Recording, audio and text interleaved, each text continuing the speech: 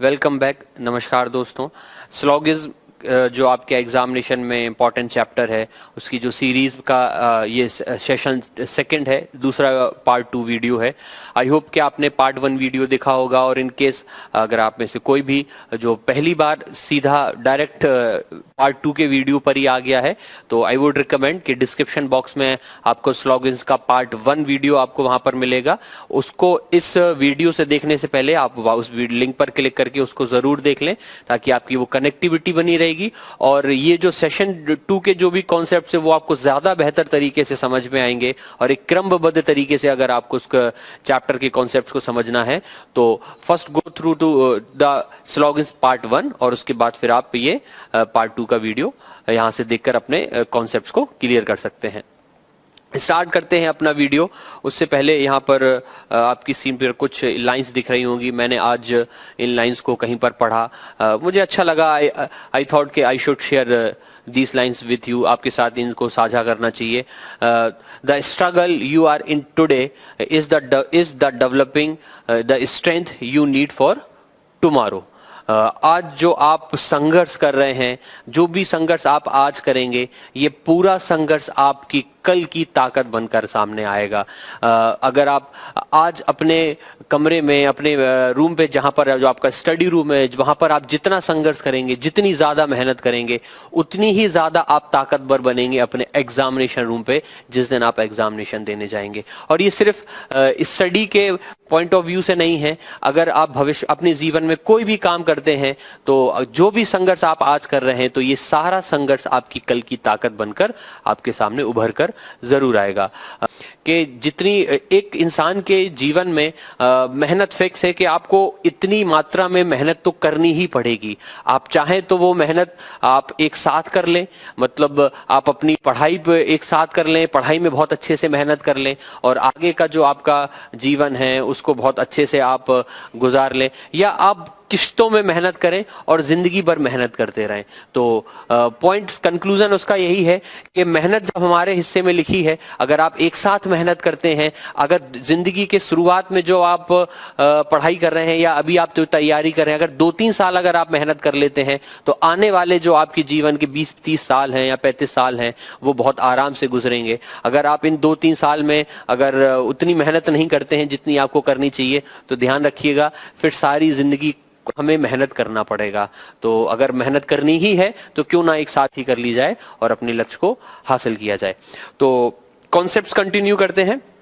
Syllogism के last session में part 1 में हम लोगों ने ऑल ARB के कॉन्सेप्ट्स को समझा था। यहां पर हम सम ARB के कॉन्सेप्ट्स को समझेंगे। तो बेसिकली पहले सम ARB की जो हमारी फिगर बनेगी, वेन डायग्राम बनेगा, उसको हम लोग कुछ इस तरीके से बनाते हैं। सम ARB स्टेटमेंट में क्योंकि लिखा है, और हम जानते हैं कि स्टेटमेंट में जो लिखा होता है, आप इसको इस तरीके से समझ लीजिए कि स्टेटमेंट में जो लाइन या डेटा या आंकड़े लिखे हैं वो एक तरीके से पत्थर की लकीर हो गई। आप उन आंकड़ों को कभी बदल नहीं सकते। हमें उन रिलेशनशिप से, उन जो उसमें डेटा दिया है उससे कंक्लूजन निकालना होता है। हम उसकी प्रॉपर्टी को चेंज नहीं करते। बेसिक प्रॉपर्टी को हम मूल भावना जो आप कह सकते हो स्टेटमेंट की, उसको हम बदलते नहीं है। तो यहां पर जो लिखा है सम ARB, कुछ ए बी है तो ए और बी का ये जो कुछ पार्ट है वो कॉमन हो गया, कुछ ए बी हो रहे हैं, कुछ बी यहां पर ए हो रहे हैं, ये स्टेटमेंट में लिखा है। अब इनसे या इस फिगर से क्या क्या कंक्लूजन सही निकल सकते हैं उस पर हम लोग डिस्कशन करेंगे। यहां आपके सामने आपको 7 कंक्लूजन दिख रहे हैं। एग्जामिनेशन में इतने नहीं आते क्योंकि हम प्रैक्टिस कर रहे हैं। तो इस फिगर से जितने कंक्लूजन बन सकते हैं वो सारे यहां पर लिखे हैं। एग्जामिनेशन में बेसिक में 2-3 या ज्यादा से ज्यादा बैंकिंग जैसे एग्जामिनेशन में 4 कंक्लूजन ही आपको देखने को मिलेंगे। तो द फर्स्ट कंक्लूजन, जो पहला कंक्लूजन यहां पर है, दैट इज सम BRA, और ये बिल्कुल सही हो जाएगा। किस तरीके से? जब कुछ ए बी होंगे, जब सम ARB होंगे तो सम BRA होंगे, वाइस वर्सा हम इसका बिल्कुल सही करवा सकते हैं। नेक्स्ट इज ऑल ARB, और ये जो हमारा कंक्लूजन है सेकंड, ये गलत हो जाएगा और ये डाउटफुल की कैटेगरी में चला जाएगा और इसको हम बोल देंगे कांट से। हम लोगों ने डिस्कस किया था कि कांट से हम वहां यूज करते हैं जहां केस डाउटफुल होता है, जहां पर हमें कोई कंफर्म जानकारी या इंफॉर्मेशन नहीं होती है। यहां पर जो कंक्लूजन में लिखा है उसका मतलब है, वो पूछना चाह रहा है कि क्या सभी A B हैं और ऑल ए आर बी, तो हम ये श्योर नहीं बता सकते कि सभी ए बी होंगे या नहीं होंगे। क्यों नहीं बता सकते? क्योंकि स्टेटमेंट में कुछ ए बी है, सम ए आर बी, इतना ही हमें बताया गया है। बाकी का इंफॉर्मेशन, बाकी का ए, जो कुछ ए बी में जो रह गया है, जो आप फिगर से देख सकते हैं कि इतना वाला पार्ट ए का और बी का उतना पार्ट वो ए होगा या नहीं भी होगा, ऐसी कोई जानकारी, ऐसा कोई रिलेशन हमें वहां पर नहीं दिया गया है। और जब हमें स्टेटमेंट में बताया ही नहीं गया है तो हम खुद से कैसे उसको डिफाइन कर सकते हैं? तो second conclusion becomes can't say doubtful category में चला जाएगा और उसको हम गलत कर देंगे।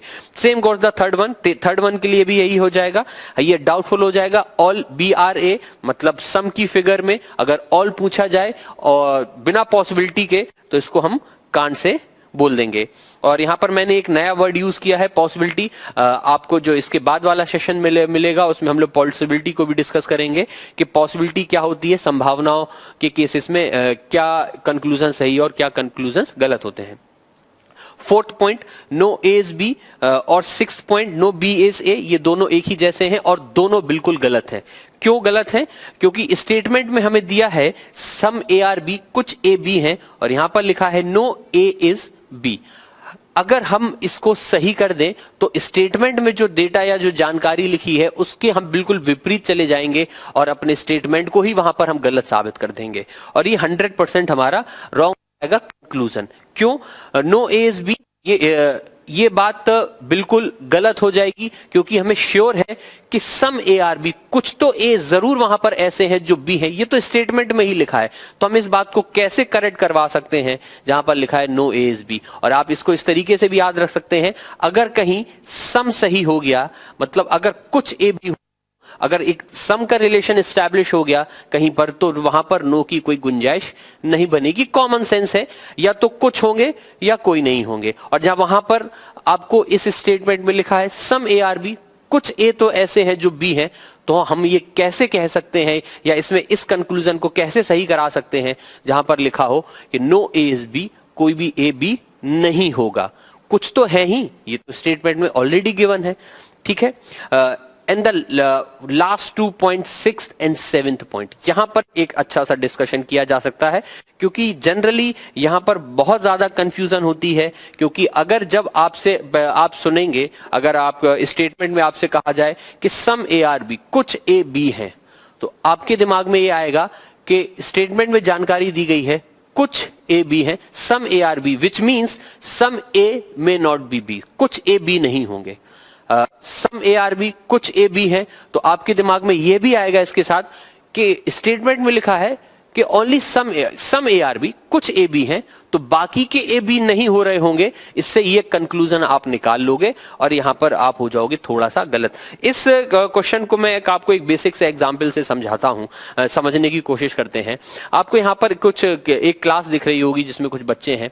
अगर इस तरीके से कहा जाए, एक क्लास में कुछ बच्चे अच्छे हैं, एक क्लास में कुछ बच्चे अच्छे हैं, some students in the class, मान लेते हैं दे आर, कुछ ऐसे स्टूडेंट्स हैं क्लास में, कुछ हैं, सम हैं, वो अच्छे हैं। वो सम कितने हैं उसका कोई हमारे पास डेटा नहीं है, but some students in the class are good. तो आपके दिमाग में रिवर्ट या बैक से जो डेटा आएगा या जो इंफॉर्मेशन आप खुद से सोचोगे, तो आपको लगेगा कुछ इस तरीके से कि हमसे कहा जा रहा है इस क्लास में कुछ बच्चे अच्छे हैं। तो आपके दिमाग में आएगा कि इसका एक और निष्कर्ष आप शायद निकाल लोगे खुद से कि इस क्लास में हो सकता है कुछ बच्चे ऐसे हो जो अच्छे ना हो। और ये जो आपका परसेप्शन है, अगर स्लॉगिस के पॉइंट ऑफ व्यू से सोचोगे तो वहां पर ये कॉन्ट्रडिक्ट कर जाता है और हम यहीं पर सबसे ज्यादा गलती कर देते हैं। अगर आपको जानकारी दी गई है कि इस क्लास में कुछ बच्चे अच्छे हैं, few students in the class are intelligent, तो this doesn't means कि rest of the students are not intelligent।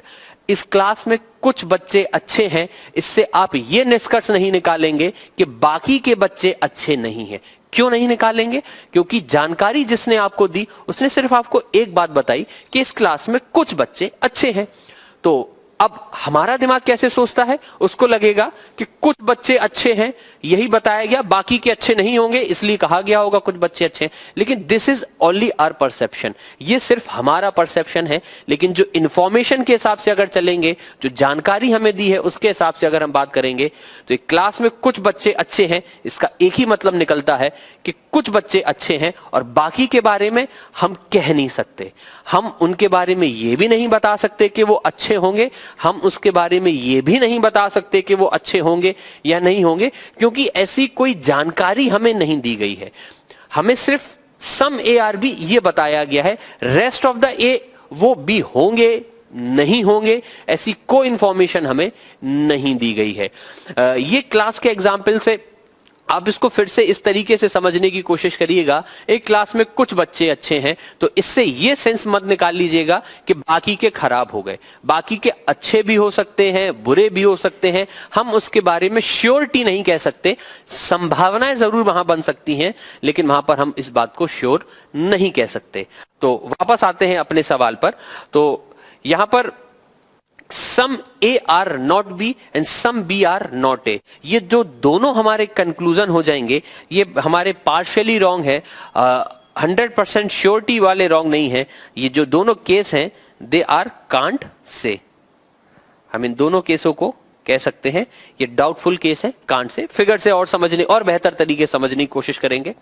Some A are B ये हमें बताया गया है, फिगर में आपको दिखेगा कि ये वाला जो पार्ट है, इसका ए से बी, इसका ए और बी से कोई रिलेशन आपको लगेगा सर दिख तो नहीं रहा है, ए और बी का यहां पर कोई सर्किल का अटैचमेंट नहीं है, तो क्यों ना हम ये कह दें कि सम ए आर बी और सम ए आर नॉट बी, कुछ ए बी नहीं है। तो ऐसी कोई इंफॉर्मेशन स्टेटमेंट में हमें नहीं दी है।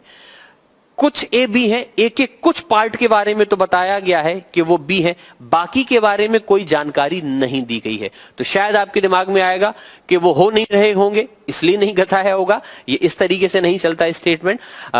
अगर जानकारी नहीं दी गई विच मींस कि वहां पर रिलेशन डाउटफुल है।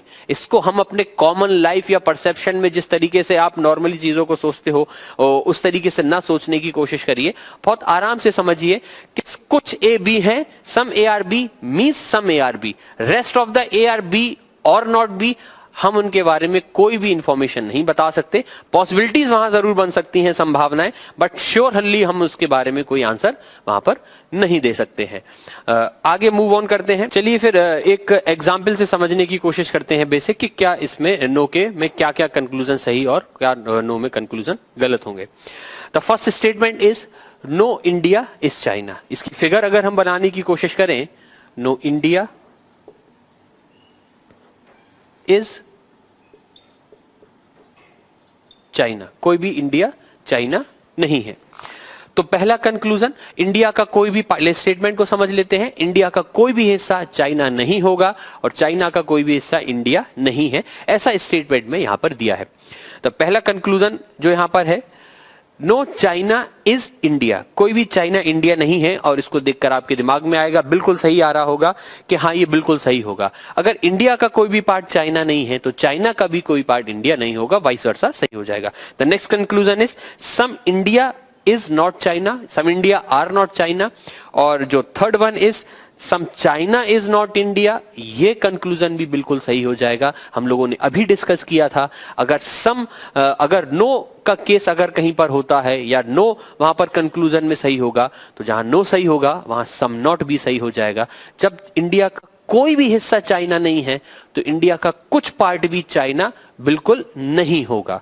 तो हम सेकंड, थर्ड और जो हमारा सेकंड है उस कंक्लूजन को भी सही कर सकते हैं। आगे बढ़ते हैं फोर्थ कंक्लूजन पर, some China are India and some India are China. और ये दोनों ही हमारे जो कंक्लूजन्स हैं वो 100% गलत हो जाएंगे, डेफिनेटली फॉल्स हो जाएंगे, क्योंकि फिगर से भी हमें दिख रहा है, स्टेटमेंट में भी लिखा है कि कोई भी इंडिया चाइना नहीं है।